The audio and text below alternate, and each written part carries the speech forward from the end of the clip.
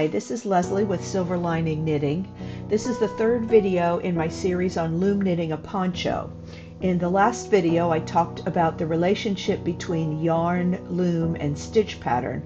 I also explained how to knit a swatch to determine gauge. This video will help you to plan the size of the panels in your poncho and adapt a stitch pattern to that size. When I first started making these ponchos, I found a resource online for panel sizes.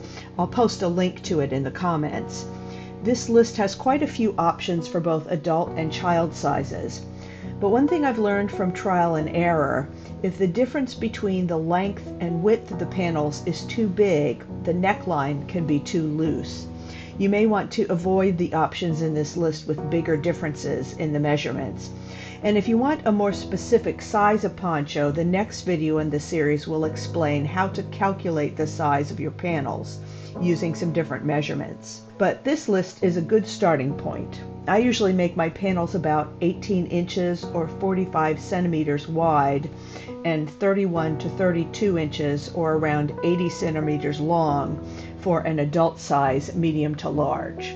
Once you've determined the size of your panels, you can calculate how many stitches you need in a row. Multiply the stitches per inch or centimeter that you calculated from your swatch by the width of the panels. For example, if I'm knitting a worsted yarn with 3.2 stitches per inch and I want a panel 18 inches wide, I need about 57 to 58 stitches in a row. Keep in mind that this isn't a close-fitting garment, so you have a bit of wiggle room here. At 3.2 stitches per inch, I would stay within about 4 stitches of that calculation. I try to stick within about an inch of variation, or 2 to 3 centimeters. Don't worry right now about how many rows you'll need for a panel. That can be adjusted as you knit. Now it's time to plan your stitch pattern. You'll want to include a garter stitch border on all sides as you did in your swatch. So reserve about 2 to 4 stitches on each end of the row for that. This is another place where you can adjust to get the right number of stitches in a row. If you're using a repeating pattern like basket weave or a simple lace design, you'll calculate how many repeats will fit across the row, leaving room for the garter stitch border.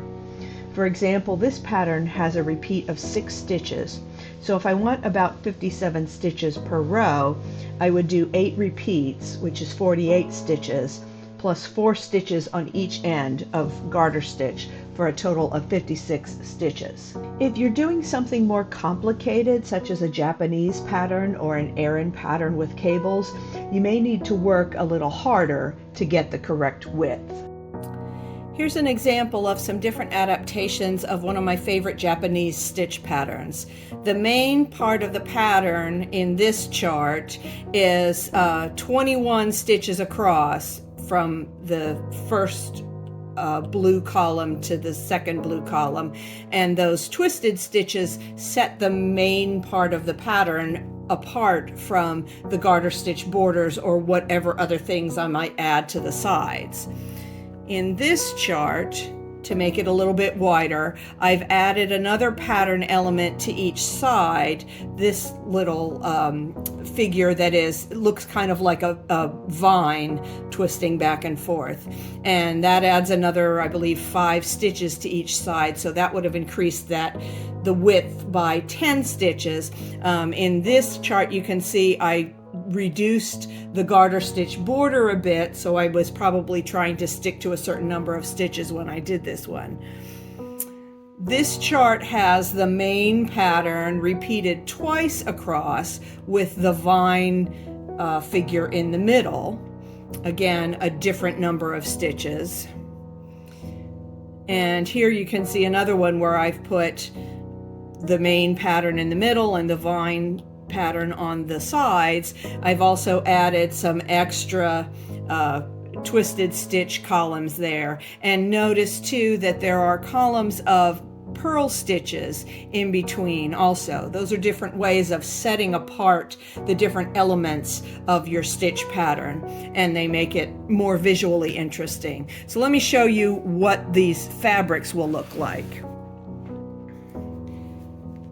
So here is one And there's the main pattern in the middle.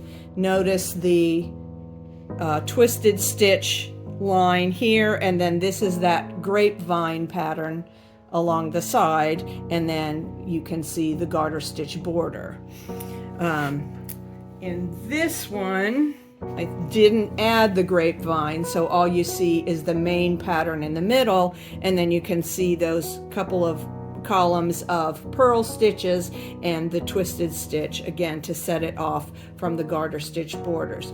So those are some of the different pattern elements that you can use to adjust the size of your panels and to create visual interest in your pattern.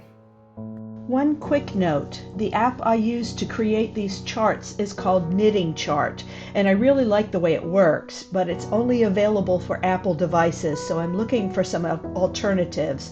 Right now I'm experimenting with Chartminder, which is a pretty good alternative, but it does require a subscription. The price is pretty reasonable, so it may be worth the money if you create a lot of charts, which I do.